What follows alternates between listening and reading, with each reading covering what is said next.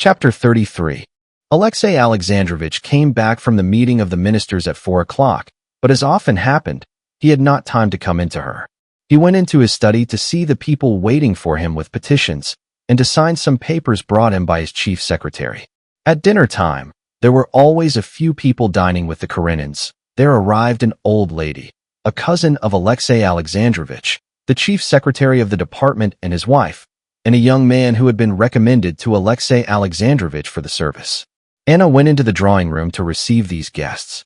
Precisely at 5 o'clock, before the bronze Peter I clock had struck the 5th stroke, Alexei Alexandrovich came in, wearing a white tie and evening coat with 2 stars, as he had to go out directly after dinner. Every minute of Alexei Alexandrovich's life was portioned out and occupied, and to make time to get through all that lay before him every day, he adhered to the strictest punctuality. Unhasting and unresting was his motto. He came into the dining hall, greeted everyone, and hurriedly sat down, smiling to his wife. "Yes, my solitude is over. You wouldn't believe how uncomfortable," he laid stress on the word uncomfortable, "it is to dine alone." At dinner he talked a little to his wife about Moscow matters, and, with a sarcastic smile, asked her after Stepan Arkadyevitch, but the conversation was for the most part general, dealing with Petersburg official and public news. After dinner he spent half an hour with his guests, and again, with a smile, pressed his wife's hand, withdrew, and drove off to the council. Anna did not go out that evening either to the Princess Betsy Tverskaya, who, hearing of her return, had invited her, nor to the theater, where she had a box for that evening. She did not go out principally because the dress she had reckoned upon was not ready. Altogether, Anna, on turning, after the departure of her guests, to the consideration of her attire, was very much annoyed. She was generally a mistress of the art of dressing well, without great expense, and before leaving Moscow, she had given her dressmaker 3 dresses to transform. The dresses had to be altered so that they could not be recognized, and they ought to have been ready 3 days before. It appeared that 2 dresses had not been done at all, while the other one had not been altered as Anna had intended. The dressmaker came to explain, declaring that it would be better as she had done it, and Anna was so furious that she felt ashamed when she thought of it afterwards. To regain her serenity completely, she went into the nursery, and spent the whole evening with her son, put him to bed herself, signed him with the cross, and tucked him up. She was glad she had not gone out anywhere, and had spent the evening so well. She felt so light-hearted and serene.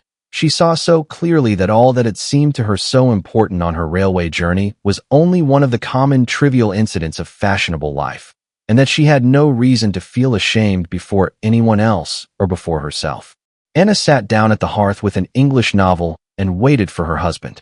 Exactly at 9:30, she heard his ring, and he came into the room. "Here you are at last," she observed, holding out her hand to him. He kissed her hand and sat down beside her.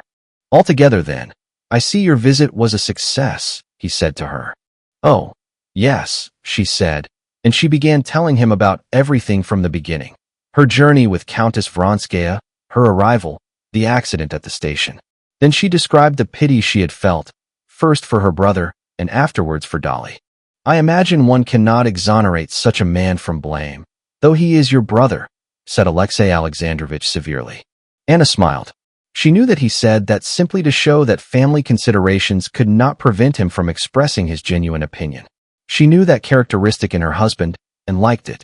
"I am glad it has all ended so satisfactorily, and that you are back again," he went on.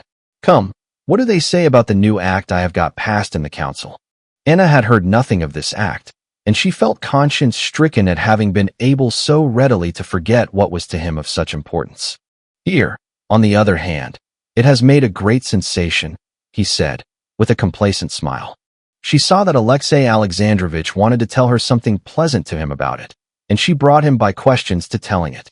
With the same complacent smile, he told her of the ovations he had received in consequence of the act he had passed. "I was very, very glad. It shows that at last a reasonable and steady view of the matter is becoming prevalent among us." Having drunk his second cup of tea with cream and bread, Alexei Alexandrovich got up and was going towards his study. "And you've not been anywhere this evening? You've been dull, I expect," he said. "Oh, no," she answered, getting up after him and accompanying him across the room to his study. "What are you reading now?" she asked. "Just now I'm reading Duc de Lille, Poésie de Offers," he answered. "A very remarkable book." Anna smiled, as people smile at the weaknesses of those they love, and, putting her hand under his, she escorted him to the door of the study. She knew his habit, that had grown into a necessity, of reading in the evening.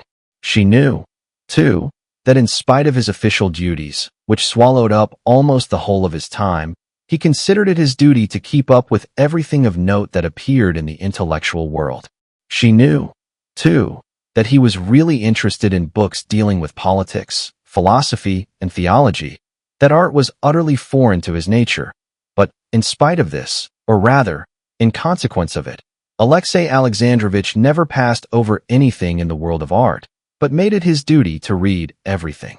She knew that in politics, in philosophy, in theology, Alexei Alexandrovich often had doubts and made investigations, but on questions of art and poetry, and, above all, of music, of which he was totally devoid of understanding, he had the most distinct and decided opinions.